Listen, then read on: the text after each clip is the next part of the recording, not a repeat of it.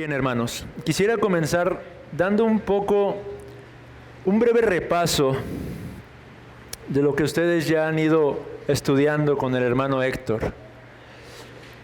Quisiera comenzar una vez más haciendo el énfasis respecto a las llaves del reino que son mencionadas en las Sagradas Escrituras y a quién le corresponde o a quién le han sido dadas las llaves del reino a la luz de lo que entendemos en la palabra de Dios. Hoy vamos a enfocarnos particularmente en la forma en la que la iglesia hace uso de esas llaves del reino. Hoy el título es La libertad de ordenar a sus oficiales. Pero repasemos un poco esto. Las llaves del reino, hermanos, le han sido dadas a la iglesia. ¿Y en qué consisten las llaves del reino?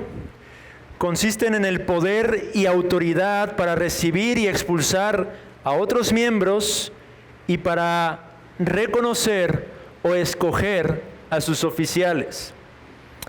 Las llaves del reino, amados hermanos, les han sido dados a ustedes como iglesia, a cada iglesia local.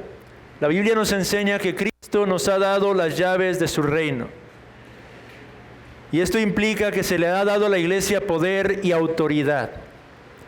Poder y autoridad para recibir y expulsar a otros miembros y poder y autoridad para escoger o reconocer a sus oficiales. En el párrafo número 7 del capítulo 26 de la Confesión de Londres es donde se nos da esta instrucción. Insisto, esto es repaso, hermanos. Esto es algo que ustedes ya estudiaron en las lecciones anteriores. Pero conviene estarlo refrescando constantemente. Dice, a cada una de estas iglesias así reunidas, conforme a su voluntad declarada en su palabra, el Señor Jesús ha dado todo el poder y autoridad en cualquier sentido necesario para continuar implementando ese orden en la adoración y la disciplina que Él ha instituido para que lo guarden, con mandatos y reglas para el debido y correcto ejercicio y ejecución de ese poder. En el Evangelio según Mateo, hermanos, vayamos al Evangelio de Mateo. En el capítulo número 18, versículos 17 y 18, se están dando los pasos para la ejecución de una correcta disciplina eclesiástica. Desde el versículo número 15 y 16, vamos a leerlo. Por tanto, dice el texto, si tu hermano peca contra ti, ve y repréndele estando tú y él solos. Si te oyere, has ganado a tu hermano. Mas si no te oyere, toma aún contigo a uno o dos, para que en boca de 2 o 3 testigos conste toda palabra. Si no los oyere a ellos, dilo a la iglesia. Y si no oyere a la iglesia, tenle por gentil y publicano. De cierto os digo que todo lo que atéis en la tierra será atado en el cielo, y todo lo que desatéis en la tierra será desatado en el cielo. El tema del día de hoy no es la disciplina eclesiástica, pero conviene ir entendiendo todos estos procesos, amados hermanos. La Biblia nos marca la pauta, nos dice, si hay un hermano que peca contra ti, o un hermano que está pecando, aun cuando no sea contra ti, y tú sabes que el hermano está en pecado, la Biblia le da la responsabilidad a la iglesia, o a los miembros de la iglesia, para que tú, amado hermano, que estás viendo a tu hermano pecar, vayas y le reprendas. Le reprendas en amor, obviamente, con el propósito de que el hermano se arrepienta y se aparte de su pecado. Si el hermano se endurece, entonces la Biblia te dice, tienes que ir por otro hermano, 1 o 2 testigos más, para que juntos vayan y recombinan al hermano, para que le exhorten, para que le llamen al arrepentimiento. Ahora, ustedes recordarán en la reunión de miembros que tuvimos con el hermano Jorge Rodríguez, la forma en la que esto ya en la práctica se lleva a cabo, hermano. No se trata simplemente de ir y exhortar al hermano, porque estamos enojados con el hermano, o porque nos molesta que esté en esa actitud. La motivación es sumamente importante, amados hermanos. Tenemos que ir por causa de amor a ese hermano, por causa de que realmente nos interesa el alma de ese hermano, por causa de que realmente nos interesa el bienestar de la iglesia local. Tenemos que ir con esa actitud, una actitud realmente reconciliadora, una actitud de amor, una actitud en la que desees en humildad verdaderamente que este hermano pueda recapacitar de lo que está haciendo. Lo mismo cuando mandas llamar a testigos. No se trata de ir simplemente y tratar de aplastar a ese hermano en cuestión. El propósito de fondo es tratar de hacerlo reaccionar, de hacerlo entrar en razón, de llevarlo a un genuino arrepentimiento, con amor, con dulzura, así como Cristo trata con nosotros, hermanos, cuando estamos en alguna falta.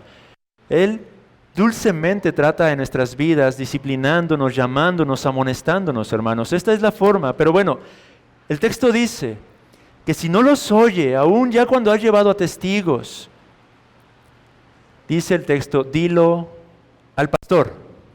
No, dilo a la iglesia. A la iglesia.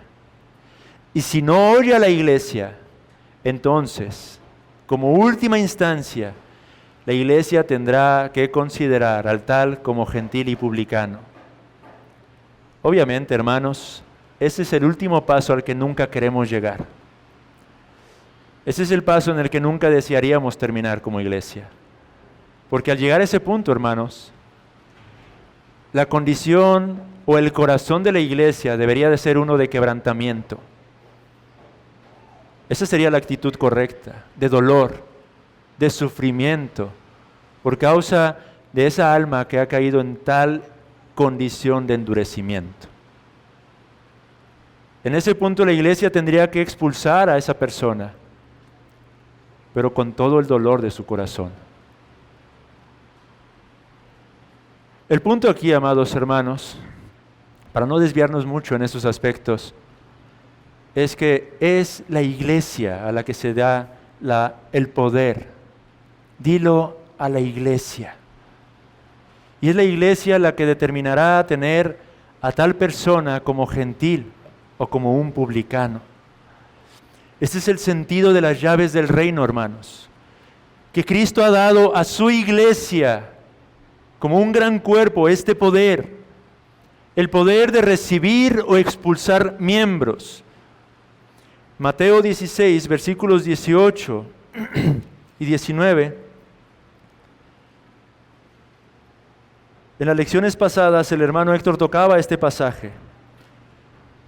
Desde el versículo 17, entonces le respondió Jesús, bienaventurado eres, Simón, hijo de Jonás, porque no te lo reveló carne ni sangre, sino mi Padre que está en los cielos.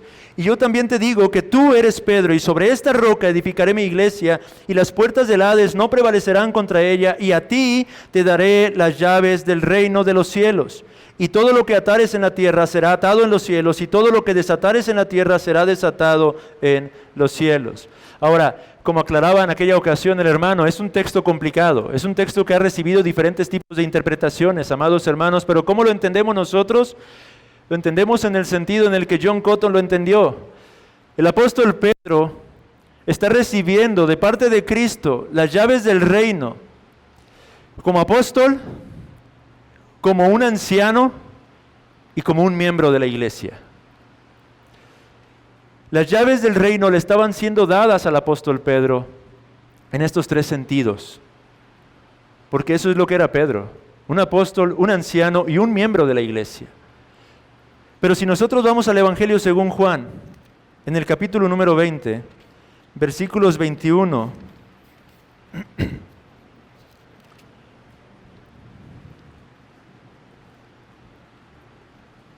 al 23, en el contexto está nuestro Señor Jesucristo con sus discípulos. Ahí ya no está solamente con Pedro, está con los discípulos. Y observe lo que les dice. Entonces Jesús les dijo otra vez, paz a vosotros. Como me envió el Padre, así también yo os envío. Y habiendo dicho esto, sopló y les dijo, recibid el Espíritu Santo. A quienes remitiereis los pecados, les son remitidos. Y a quienes se los retuviereis, les son retenidos. Ahí nuestro Señor ahora se está dirigiendo a los discípulos y está usando la misma expresión que usa con el apóstol Pedro. El poder, las llaves del reino consisten, habíamos dicho al principio, en el poder que tiene la iglesia de expulsar o recibir a otros miembros. Y esto es lo que literalmente nuestro Señor le está diciendo a sus discípulos. En vosotros, en otras palabras, está diciendo, recae la potestad de que aquellos a quienes les remitiera los pecados les serán remitidos y aquellos a quienes se los retuvieres les serán retenidos. Esto nos va ayudando a tener más claridad, hermanos, de que la Biblia realmente enseña que las llaves del reino han sido dadas a la iglesia. Una ilustración más, 1 Corintios capítulo 5, versículos 4 y 5, tenemos ese caso conocido por nosotros en el que había un hombre que estaba en un pecado muy grave, una especie de incesto, ¿no? Y el apóstol Pablo en 1 Corintios capítulo 5, versículos 4 y 5, exhorta a la iglesia de Corintio porque la iglesia no estaba actuando en disciplina contra este hombre. Estaba siendo ligera en cuanto al trato de este hombre.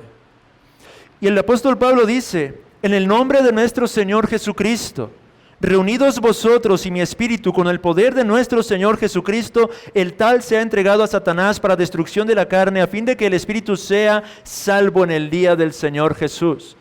Pablo está exhortando a la iglesia, ustedes tienen que actuar, ustedes tienen que exhortar a este hombre y expulsarlo del medio de ustedes. Tienen que ejecutar el poder que Cristo les ha conferido. Quiten a ese hombre de entre vosotros. Pero una vez más también aquí, hermanos, este es el propósito de fondo. Y es algo en lo que a mí me gustaría hacer un énfasis constantemente. El propósito es para que él sea salvo. La disciplina, hermanos, no tiene el propósito simplemente de aplastar a las almas. Deseamos el bien del alma. Y eso es lo que tenemos que tener bien grabado en nuestras mentes y corazones, amados hermanos, porque cuando ustedes comiencen a ejercer ese poder, y ya están comenzando a ejercerlo, tienen que buscar, en comunión con Dios, mantener siempre la actitud adecuada en estos casos. Más adelante, versículo número 13, porque a los que están fuera Dios juzgará, quitad pues a ese perverso de entre vosotros. Pablo está diciéndole entonces a la iglesia de Corintio, iglesia, ustedes tienen el poder, expulsen a ese hombre que está en pecado. Pero ¿qué pasa después? En la segunda carta a los Corintios, ahora los corintios estaban yéndose al extremo, no recibían de regreso al hermano que ya se había arrepentido. Él ya había respondido, él ya había abandonado su práctica de pecado y ahora los corintios no querían recibirlo, no querían aceptarlo de nuevo y reintegrarlo a la membresía de la iglesia local. Y el apóstol Pablo una vez más tiene que exhortarle. Segunda de Corintios capítulo 2, versículos 6 al 8. Le basta a tal persona esta reprensión hecha por muchos, así que al contrario, vosotros más bien debéis perdonarle y consolarle para que no sea consumido de demasiada tristeza, por lo cual os ruego que confirméis el amor para con él. ¿Por qué está diciendo esto el apóstol Pablo? Bueno, porque está infiriendo que iglesia, ustedes tienen el poder de volver a recibirlo, de volver a restaurarlo. No lo han hecho, se han tardado, háganlo. El hombre ya está arrepentido, ya ha sido humillado, ha sido exhortado y reprendido por la iglesia entera. Ahora, recíbanlo, iglesia. La iglesia entonces, amados hermanos, tiene las llaves del reino. Es a la iglesia a la que se le ha dado tal poder. Ahora, la manifestación del poder y autoridad de la iglesia local, entonces se hace palpable a través de lo que en la lección anterior ya se había señalado. El hermano Héctor concluyó la lección número 2 con estos 3 puntos. Y en adelante, a estos 3 aspectos en particular, nos vamos a referir como las libertades que posee la iglesia. Número 1, la ordenación de sus oficiales. Número 2, la recepción de miembros. Número 3, la disciplina eclesiástica. Estas son las 3 libertades. ¿Por qué le llamamos libertades? Porque son los derechos legítimos que ustedes tienen como iglesia, hermanos. Es el poder que también es una responsabilidad que Dios les ha dado a cada uno de los miembros de una iglesia local y en su conjunto. Las 3 libertades entonces. Y hoy nos vamos a enfocar en la libertad o responsabilidad de ordenar a sus oficiales. Para ello me gustaría que vayamos una vez más a la confesión de fe, párrafo 8, capítulo 26.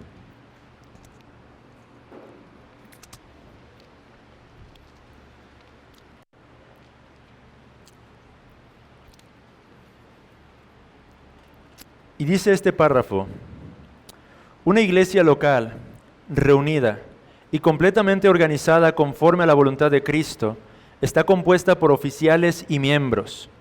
Los oficiales designados por Cristo, que deben ser escogidos y apartados por la iglesia, así llamada y reunida, para que la particular administración de las ordenanzas y la ejecución del poder o el deber que Él les confía o a los cuales los llama continúen hasta el fin del mundo, son los obispos o ancianos y los diáconos.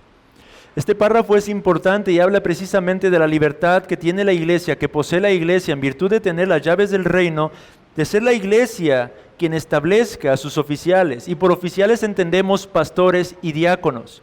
Son los únicos dos cargos oficiales que existen bíblicamente hablando dentro de una iglesia local. Pastores y diáconos. No pastoras, no diaconisas, pastores y diáconos. Y estos dos oficios son los que la iglesia tiene el poder de establecer en medio de su iglesia local. Ahora, a la luz de lo que dice el párrafo 8 del capítulo 26 de la Confesión de Fe, podemos desarrollar algunas implicaciones. La primera de ellas, y la tienen en sus notas, dice: si es potestad de la iglesia local el escoger y ordenar a sus oficiales, entonces los pastores y los diáconos no anteceden a la iglesia, sino que la iglesia precede a tales oficios. Hay una implicación importante aquí, hermanos. La iglesia no está definida por la presencia o ausencia del obispo o presbítero, sino que existe previo a cualquiera de ellos, en su estado original, como la congregación de creyentes unidos en pacto para obedecer a Cristo. Una iglesia que no tiene pastor es una iglesia. Eso es algo que tiene que quedarnos bien claro. Es algo que mencionábamos el día miércoles en la reunión de oración cuando pedían que orásemos por los hermanos en Oaxaca. En la medida en que ellos se organicen y comiencen a entender los principios bíblicos y puedan reconocerse mutuamente como verdaderos creyentes y se comprometan unos con otros y con Dios, ellos pueden llegar a formar una verdadera iglesia. El oficio pastoral no es antes de la iglesia, sino la iglesia es antes del oficio pastoral. Esa es la primera implicación que podemos extraer de este párrafo. Una segunda implicación. Si es la iglesia antes del pastor y el pastor es después de la iglesia, entonces podemos decir que no existe tal cosa como un pastor o un diácono aparte de una iglesia local. No existen, hermanos, pastores sin iglesias. No existen diáconos sin iglesias. Esta es una práctica lamentable de nuestros días, hermanos. Me temo que a veces hay anuncios aún en los periódicos donde iglesias locales escriben: se solicita pastor. Ofrecemos esto y esto y esto. Amados hermanos, eso no existe. No existe tal cosa como un hombre que diga ser pastor si no pertenece y no sirve en una iglesia local. Si un hombre no está sirviendo en una iglesia local y dice: yo soy pastor porque fui ordenado, amado hermano o amigo, estás muy equivocado. Porque es la iglesia la que reconoce al pastor. El entendimiento bautista reformado respecto al oficio pastoral fue siempre claro respecto a esto. Dice James Renningham en su libro acerca de belleza y edificación y belleza, Para los bautistas, la membresía en una iglesia local era un prerequisito para el servicio ministerial en esa iglesia. Un hombre no puede ser llamado al oficio en una iglesia a menos que él sea primero un miembro en esa iglesia. No hay tal cosa como que simplemente, por la gracia de Dios, tenemos aquí a un pastor, pero supongamos por un momento que no tenemos pastor, hermanos, y que ninguno de nosotros parece tener las cualidades para ser pastor. No se trata simplemente de decir: bueno, fulanito de tal parece que podría ser buen pastor, vamos a mandar a llamarlo para hacerlo nuestro pastor. En todo caso, él primero tendría que venir aquí a estar entre nosotros y ser nombrado como un miembro de la iglesia local para que después la iglesia pudiera reconocerlo como pastor, hermanos. Esta es la implicación de este párrafo. Y ahora, una tercera implicación y es la que nos lleva al punto principal de este estudio. Sin embargo, a la luz de lo que dice este párrafo, se me fue una hoja. Gracias, hermano. Sin embargo, aunque la membresía antecede a los oficiales, la iglesia no está completamente organizada conforme a la voluntad de Cristo sin estos oficiales. Regrese al párrafo una vez más y observe lo que dice allí. Una iglesia local reunida y completamente organizada conforme a la voluntad de Cristo está compuesta ¿por qué? Oficiales y miembros. Una iglesia sin pastor es iglesia, pero no está completa. Vayamos a Efesios 4.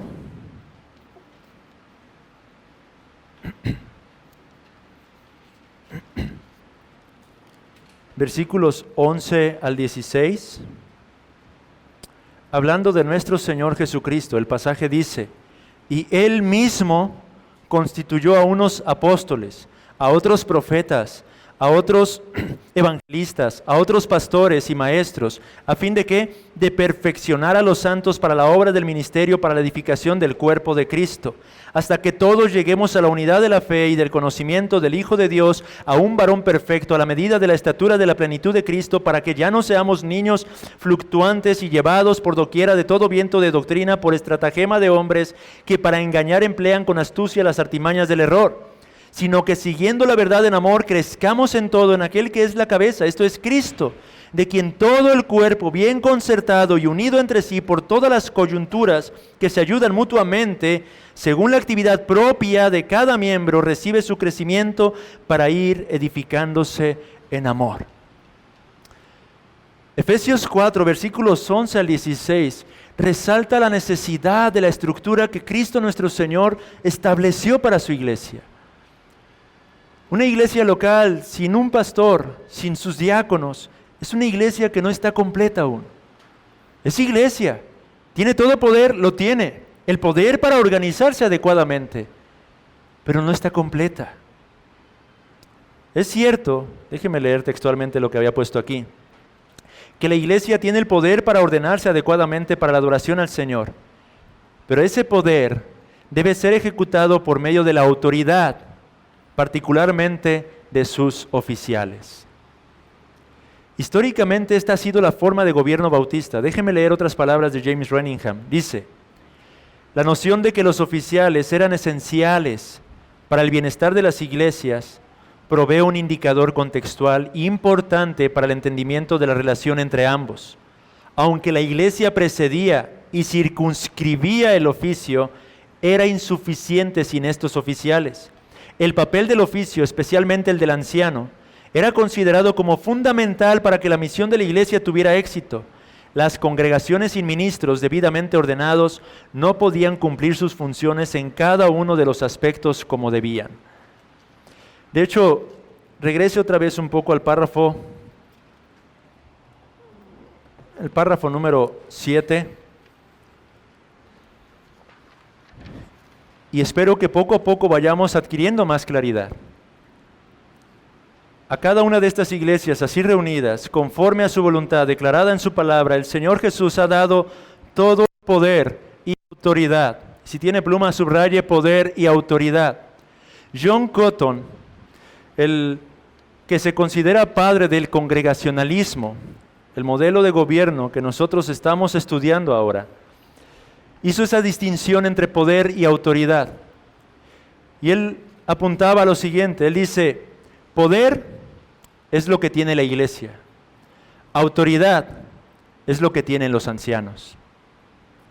Poder es el derecho legítimo que tiene la iglesia a las libertades que Dios le dio. ¿De qué libertades hemos hablado? Ordenar a sus oficiales, recibir a los miembros y ejercer disciplina eclesiástica. Pero son los ancianos los que tienen el derecho legítimo de gobernar y hacer que se cumpla lo que Cristo ha establecido para su iglesia. Hay un equilibrio, hermanos. Por eso es que los bautistas consideraban incompleta una iglesia local que no tuviera a sus oficiales debidamente establecidos. Una vez más, la iglesia tiene el poder para organizarse adecuadamente, pero mientras no establezca o no tengan pastores y diáconos entre ellos, esa iglesia estará incompleta aún en un sentido. Benjamin Keach señala, después de enfatizar la importancia y responsabilidad de ordenar pastores en cada iglesia local, lo siguiente. Él dice: por lo tanto, son muy desordenadas las iglesias que no tienen un pastor o pastores ordenados al no actuar conforme a la regla del Evangelio, teniendo algo que les falta. Este es el entendimiento bautista reformado, hermanos. Y esto nos lleva a entender la importancia del rol de los ancianos, sobre todo, y de los diáconos, ¿cierto? Y esto al mismo tiempo, hermanos, lo estoy explicando para que ponga peso en sus corazones, para que ustedes puedan tener claridad de la relevancia de lo que esto implica. Si Cristo les ha dado a ustedes el poder, esa libertad para ordenar a sus oficiales, y esos oficiales no son simplemente unos predicadores o unos hombres que se encargarán de compartir la palabra, sino que son hombres a quienes literalmente se les dará verdadera autoridad, entonces, iglesia, tienes una solemne responsabilidad de evaluar cuidadosamente y delante de Dios que tales hombres sean debidamente cualificados para tal obra, hermanos. El propósito de esto entonces es que haya temor y temblor en nuestros corazones, hermanos, para que no tomemos esto a la ligera, porque podríamos caer en el extremo. Ok, si la iglesia tiene todo el poder, digamos Saltillo, Monterrey, las otras iglesias a las que se les ha dado apoyo, dicen, bueno, no tenemos pastor, nombremos inmediatamente a cualquiera, tenemos el poder para hacerlo, ¿no, amados hermanos? Es cierto, tienen el poder, pero tenemos que limitarnos a la forma en la que Cristo ha prescrito que se lleven a cabo estos procesos. Y el oficio pastoral, amados hermanos, sigue siendo de suma importancia. ¿Podemos verlo, hermanos? Ahora, en síntesis, con todo lo que he estado diciendo, podemos resumir todo esto citando una vez más las palabras del Dr. James Renningham. En el párrafo 7 de la confesión se dice que Cristo ha dado a las iglesias poder y autoridad para la adoración y la disciplina, y las instrucciones por las cuales este poder puede ser ejercido. El párrafo 8 continúa entonces explicando cómo este poder es ejercido. Una iglesia completamente organizada tiene oficiales y también miembros. Y estos oficiales han sido designados para tareas específicas, a saber, la administración de las ordenanzas y el ejercicio del poder o el deber. Espero que vayamos quedando poco a poco más claros en todo esto, hermanos. Un ejemplo que nos daban es, ok, la iglesia es el juzgado, el anciano es el juez. Y juntos ejecutan sentencia muchas veces, ¿cierto? Hay una actividad conjunta. La iglesia emite un veredicto, pero es el pastor quien tiene que ejecutar la sentencia, hermanos. Hablando en el caso de disciplinas, por ejemplo. Ahora, si la iglesia tiene entonces el poder para establecer a sus oficiales, ¿cuál es ese proceso? ¿Cuál es el proceso a través del cual la iglesia debe establecer a sus oficiales? Antes de estudiar brevemente la forma en la que la iglesia establece a sus oficiales, meditemos una vez más un poco en las palabras de Cox concernientes a los deberes de los ancianos en particular. Nehemías Cox dice, hablando de las responsabilidades del pastor, es su deber cuidar del debido ejercicio de la disciplina en la iglesia y del orden correcto de todas las cosas que pertenecen al gobierno de la misma. Él es el supervisor de la casa de Dios y ha de gobernar en la misma, no en una manera despótica o señorial, sino por el testamento de Cristo, como conviene a un ministro, y como uno que es puesto sobre la heredad del Señor, quienes son un pueblo que se ofrece voluntariamente, y no ha de ser gobernado por fuerza ni rigor, sino con su propio consentimiento. Todos los hermanos tienen parte en el manejo de los asuntos de la iglesia, en la admisión y expulsión de miembros. Sin embargo, esto no niega una incumbencia peculiar del anciano en estas cosas, y un descuido de su debida administración será especialmente reclamado de él si es culpable de ello. Y estas cosas, gran prudencia, ternura, diligencia e imparcialidad, se requieren de él. Es un asunto de gran importancia que las puertas de la casa del Señor, las idas y venidas a través de ellas, sean bien cuidadas. Si los miembros no son recibidos con la debida cautela, nuestro número podría crecer, pero nuestro gozo no lo hará. Y si alguno es expulsado precipitadamente y sin causa justa, el escándalo y la inconveniencia serán igual de grandes. Qué hermoso es esto, hermanos, cuando uno va entendiendo. Vemos ya entonces ahora cómo comienza a lucir en la práctica este gobierno eclesiástico que Dios en su sabiduría ha establecido y que nos ha transmitido por medio de nuestros amados hermanos, nuestros padres en la fe, los bautistas reformados. El pastor entonces tiene una labor sumamente importante, pero esa labor se realiza conjuntamente con la iglesia. Sin embargo, el pastor recibe la autoridad y el privilegio de gobernar a la iglesia local. Al mismo tiempo, la iglesia local asume la responsabilidad de someterse a ese hombre, pero obviamente tanto la iglesia como el pastor tienen que estar sometidos a las Sagradas Escrituras, para que entonces el reino de nuestro Señor realmente sea glorificado. ¿Y cómo ustedes pueden reconocer a sus oficiales? Bueno,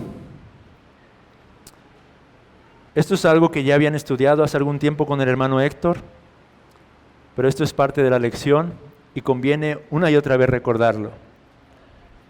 ¿Cómo podemos reconocer a un hombre? Ahora, aquí yo quiero hacer un énfasis en particular. La confesión de fe habla de que nosotros tenemos como iglesia local el poder para escoger a nuestros oficiales. Aunque entiendo el punto y sé que es correcto usar esa palabra, yo preferiría utilizar el término reconocer. ¿Por qué? Porque en primera instancia, para establecer a un hombre como pastor, tenemos que recordar, hermanos, que quien llama a esos hombres es el Dios Trino. Quien elige a esos hombres es el Dios tres veces santo.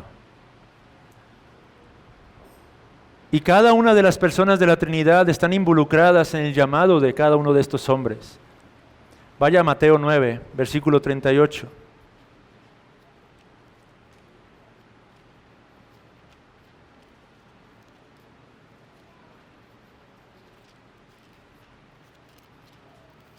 Un texto que conocemos.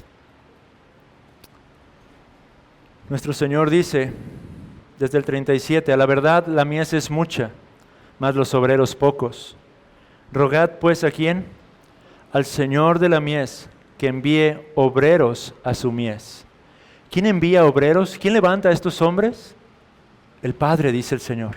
Rueguen al Padre para que éste envíe obreros a su mies. Pero, amados hermanos, no solo el Padre. Vaya a Hechos 20. Versículo 28.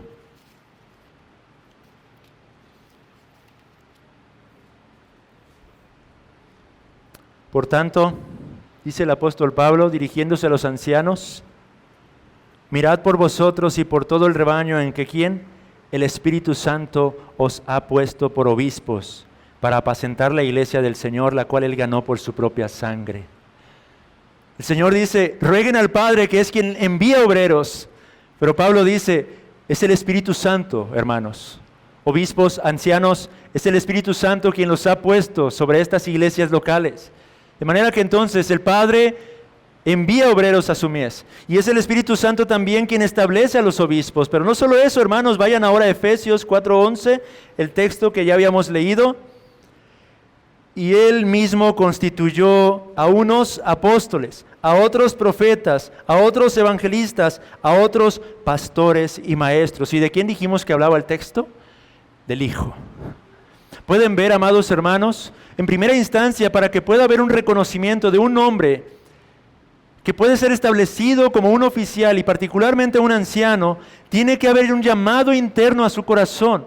porque es el Padre, Hijo y Espíritu Santo quien realmente convoca a tales hombres, quien realmente llama a tales hombres, capacita a tales hombres, bendice a tales hombres y los dota de lo necesario para que lleven a cabo tal oficio, hermanos. El llamado entonces y la designación de este oficio es hecho directa y particularmente por el Dios Trino. ¿Puede verlo, hermano? Así que lo primero que debería de ocurrir para que ustedes puedan reconocer a un hombre que pudiera ser uno que está siendo llamado por Dios, es que en primera instancia ese hombre tiene que tener un llamado interno, porque es el mismísimo Dios quien los llama. Primera de Timoteo, capítulo 3.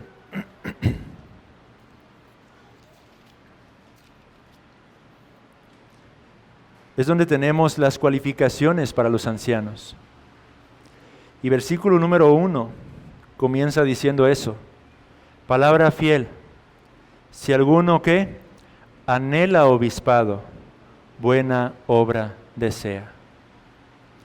Sea cual sea el hombre, amados hermanos, que ustedes estén contemplando para el oficio pastoral particularmente, el primer requisito y el más importante en primera instancia es que se aseguren de que ese hombre realmente tiene convicción de que está siendo llamado.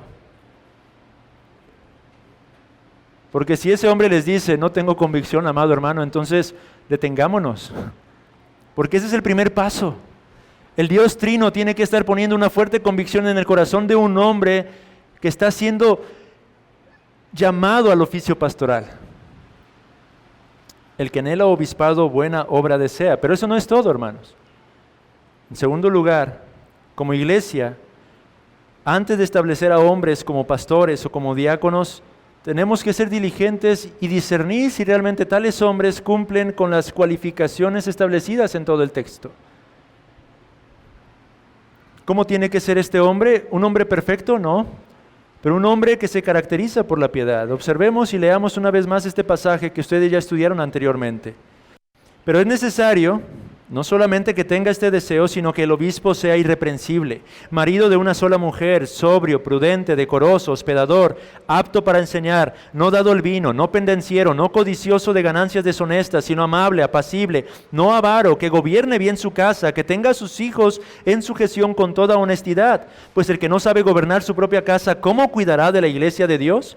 No un neófito, no sea que envaneciéndose caiga en la condenación del diablo.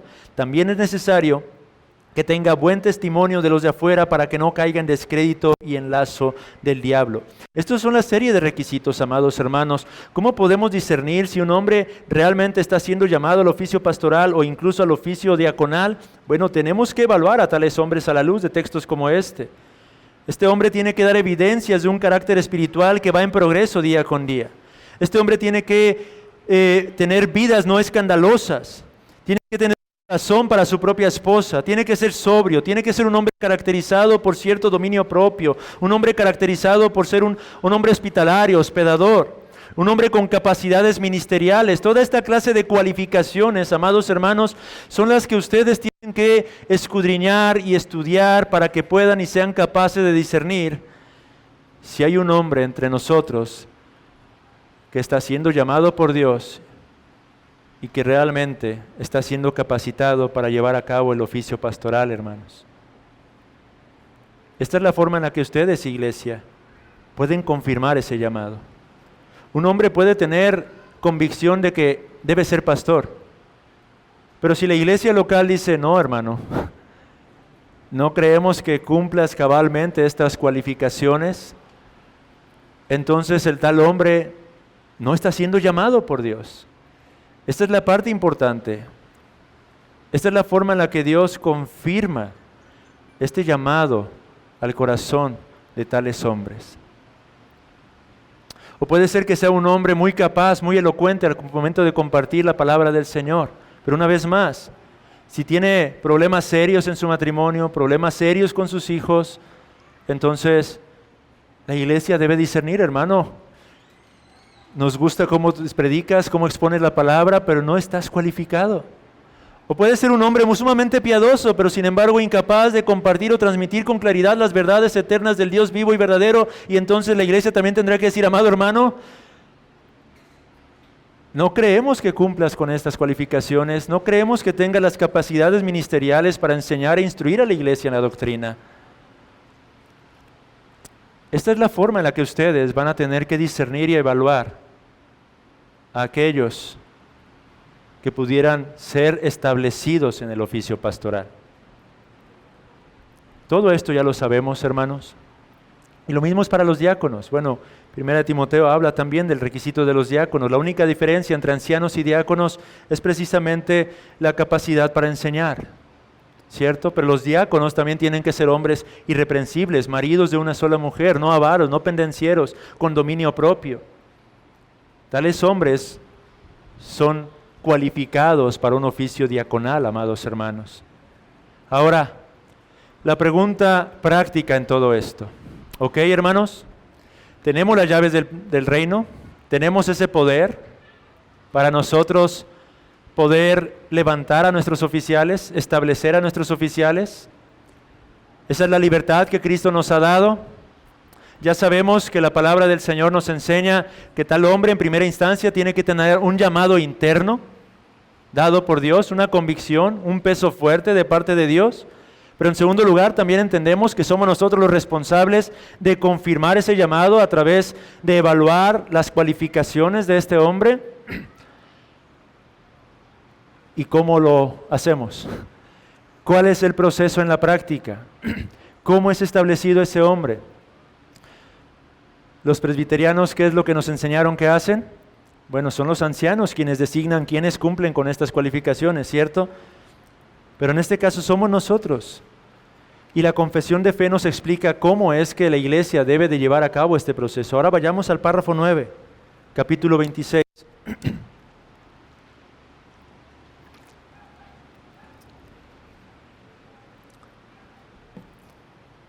La manera designada por Cristo para el llamamiento de cualquier persona que ha sido cualificada y dotada por el Espíritu Santo para el oficio de obispo o anciano en una iglesia, y aquí viene el proceso, es que sea escogido para ello mediante la votación ordinaria de la iglesia misma, y que sea solemnemente apartado mediante ayuno y oración con la imposición de manos de los ancianos de la iglesia, si es que hay algún otro anciano constituido anteriormente en esta.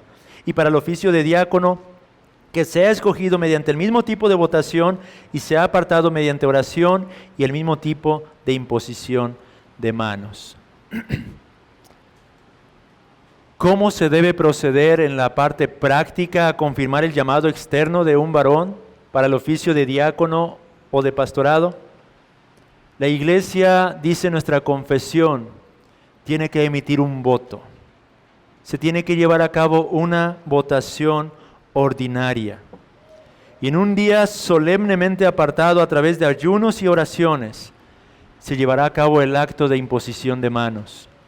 Si hay otro anciano, este es el anciano quien lleva la autoridad y él tendrá que imponer las manos en nombre de toda la iglesia para constituirlo y establecerlo oficialmente en el cargo del pastorado. Pero hay algo importante que aclara ahí la confesión. Si es que hay algún otro anciano, hermanos.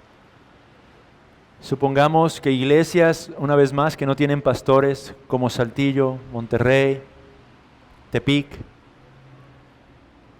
están todos de acuerdo, han valorado a algún hermano y reconocen todos que realmente ese hermano tiene un llamado dado por Dios, dado de lo alto, para que sea un pastor en medio de ellos, para que reciba la autoridad de gobernarlos a ellos, pero no tienen otro pastor para que éste imponga las manos. ¿Qué se hace entonces ahí? Bueno, los antiguos dicen que algo sabio sería que tales iglesias sean apoyadas por otras iglesias locales para que a su vez otros ancianos puedan participar en ese solemne día apartado con oraciones y ayunos, y que sea este hermano quien imponga las manos. Pero si no hay nadie, la iglesia tiene el poder.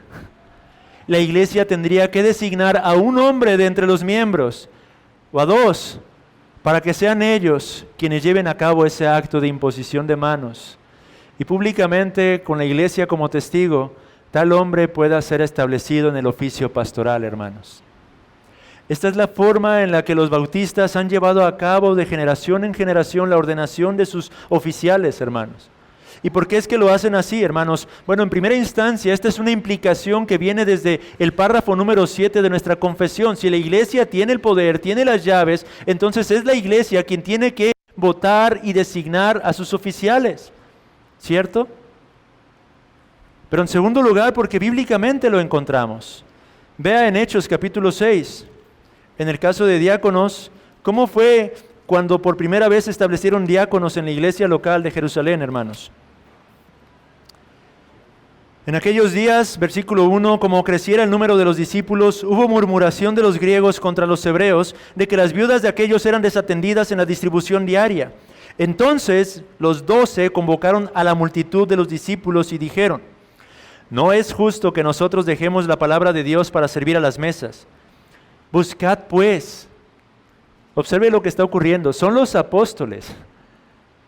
Y ellos no se tomaron la libertad. Ellos nos dijeron, bueno, vamos a nombrar a este hombre y a este otro hombre y a este hermano, y ellos serán los diáconos en medio de ustedes. Ellos les dicen, busquen, iglesia, busquen.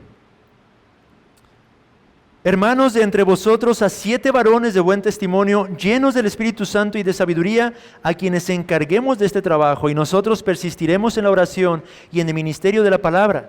Agradó la propuesta a toda la multitud, y eligieron a Esteban, varón lleno de fe y del Espíritu Santo, a Felipe, Prócoro, Nicanor, Timón, Parmenas, y a Nicolás, prosélito de Antioquía, a los cuales presentaron ante los apóstoles, quienes orando les impusieron las manos.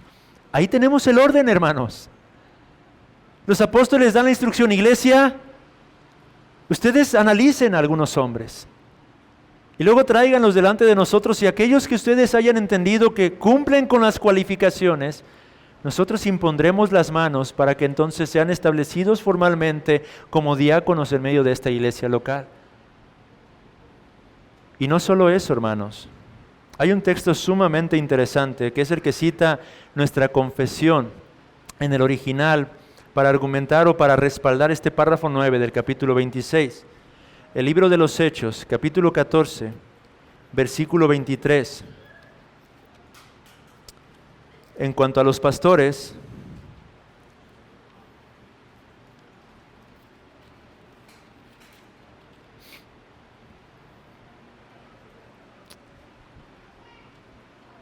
dice el versículo 23, y constituyeron ancianos en cada iglesia, y habiendo orado con ayunos, los encomendaron al Señor en quien habían creído. En primera instancia, este texto parece confuso. ¿Quién está ordenando a los ancianos? Bueno, el contexto nos habla de Pablo, el apóstol.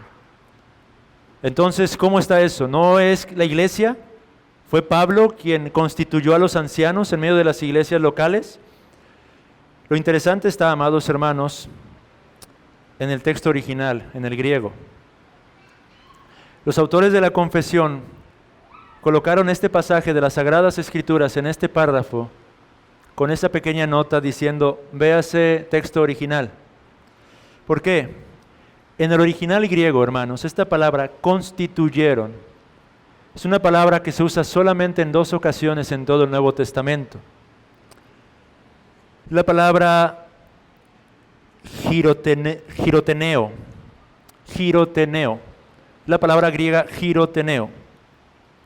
Literalmente significa designar o escoger a través de la votación extendiendo la mano. Ese es el uso de la palabra en el griego antiguo. Esa palabra trataba de una votación, de alguien que era designado por medio de una votación a mano alzada. Eso es lo que literalmente está diciendo el texto griego. Entonces el texto nos está diciendo que el apóstol Pablo, junto con su compañero de viaje, constituyeron, no ellos, sino a través de la votación a mano alzada en medio de las iglesias, a estos ancianos, a cada uno de estos ancianos para que oficiasen o llevaron a cabo el oficio pastoral en medio de estas iglesias locales, hermanos. El otro texto en donde se utiliza esta palabra griega es 2 Corintios 8:19.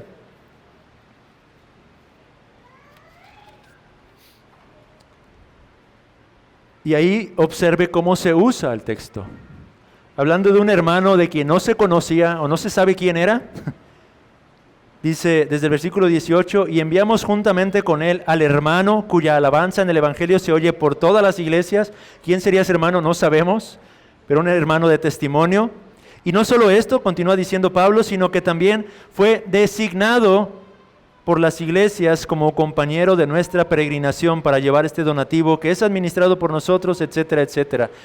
¿Qué está diciendo el texto también? Bueno, hermanos, este hermano que es de testimonio entre ustedes, por medio de la votación a mano alzada, fue designado por ustedes, iglesias, para que también nos acompañara a nosotros a llevar este donativo que traemos para las iglesias que están en necesidad. Ese es el texto que se usa entonces para argumentar. Pero no solamente el texto, sino como decía anteriormente, la implicación de que la iglesia tiene el poder, tiene las llaves del reino, nos lleva inevitablemente a la consecuencia de que es la membresía la que tiene esa potestad de establecer a sus oficiales, hermanos. No sé si hasta este punto vamos claros. Quiero concluir solamente, hermanos, direccionándonos hacia lo que nos corresponde, hacia nuestro contexto. ¿Cómo se llevarán a cabo los procesos en esta iglesia local? ¿Cuál va a ser la práctica? Estas son la clase de cosas que tendremos que dejar establecidas en nuestra política eclesiástica. ¿Estamos entendiendo ya la teoría? ¿Estamos entendiendo ya la teología? ¿Estamos viendo con claridad ya los fundamentos? Y todo esto será importante para que al momento de elaborar nuestra política eclesiástica podamos establecer los procesos adecuados a fin de tener el orden adecuado para que a partir de ahora y en adelante siempre podamos tener claridad todos los miembros de cómo es que se ordenan pastores en esta iglesia local. El pastor Jorge compartía, si no mal recuerdo, también la reunión de miembros, cómo es que lo hacen en su iglesia ya en la práctica. Él habla acerca de esa consulta nominativa que anualmente llevan a cabo en su iglesia local. ¿Qué significa esto? Quizá no todos escucharon esa parte o no todos estuvieron ese día, pero en la iglesia local del pastor Jorge Rodríguez, año con año se establecen 4 principales reuniones de miembros anuales de todo el año, pero hay una sobre todo, la primera del año, en la que se hacen cosas en particular, y una de las particularidades es que en esa reunión se hace una consulta nominativa. ¿Qué significa? Que cada miembro de esa iglesia local sabe que en ese día, en esa reunión, tiene la responsabilidad de tomar un papelito en donde vienen 2 preguntas. La primera pregunta es, ¿cree usted que entre nosotros hay algún hermano que pueda tener las cualificaciones para algún oficio? ¿Y cuál? Y ahí cada miembro pone, sí, fulanito de tal. Y la segunda pregunta, ¿por qué? Porque tal vez de pronto podríamos decir con facilidad, sí, fulanito de tal, ¿no? Pero ¿por qué? Y ahí es donde tienen que contestar las razones por las que ustedes creen que tal hermano pudiera tener cualificaciones para el oficio pastoral. Y así año con año, compartía el hermano Jorge, la iglesia está constantemente pensando sinceramente delante de Dios, porque sabe que ese día se le va a preguntar, y no sería honesto de su parte si nunca estuvo meditando o evaluando cuidadosamente a algún hermano que cree que pudiera tener las cualificaciones y simplemente dice que no, pero fue negligente durante todo el año, entonces está faltando a su responsabilidad, hermanos. Pero si dice que sí a la ligera también, sin entender claramente el por qué, también estaría faltando a su responsabilidad. Esa es una forma en la práctica. Otra forma, compartían en la lección anterior de la eclesiología que nos daban a nosotros en línea, es lo que hace el doctor Richard Barcelos en su iglesia local. En el caso de ellos no hacen una consulta nominativa, sino que ellos, los pastores, tienen el compromiso, por lo que entendía, de visitar cada año, al menos una vez, cada hogar de cada uno de los miembros de la iglesia local. Y en esa visita, él personalmente o el pastor personalmente pregunta a esos miembros, hermanos, ¿hay alguien a quien ustedes estén considerando que pueda tener cualificaciones o algún llamado para el oficio pastoral? Y de esa forma, ellos se van dando una idea de cuál es el sentir de la iglesia.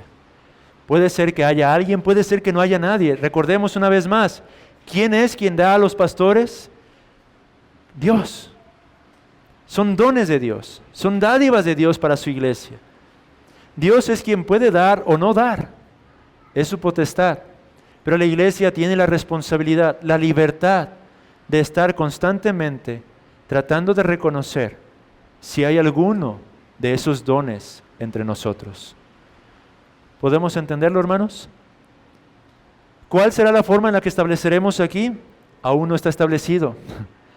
Eso es en lo que se trabajará paulatinamente. El hermano Héctor, junto con otros hermanos, tendrá la responsabilidad, como aquel quien tiene la autoridad en esta iglesia local, de trazar o bosquejar una política eclesiástica y eventualmente presentarla a la membresía. Y la membresía, correctamente informada, como queremos que sea, a través de estas lecciones, podrá decir, hermano, creo que ese proceso no sería el adecuado. Creo que tendríamos que cambiar este proceso. Creo que lo más correcto sería esto. Entonces la membresía podrá participar activamente en todo ese proceso. Y todo esto entonces, hermanos, es lo que tenemos que ir haciendo para prepararnos a fin de establecer un orden adecuado en nuestra iglesia local, hermanos.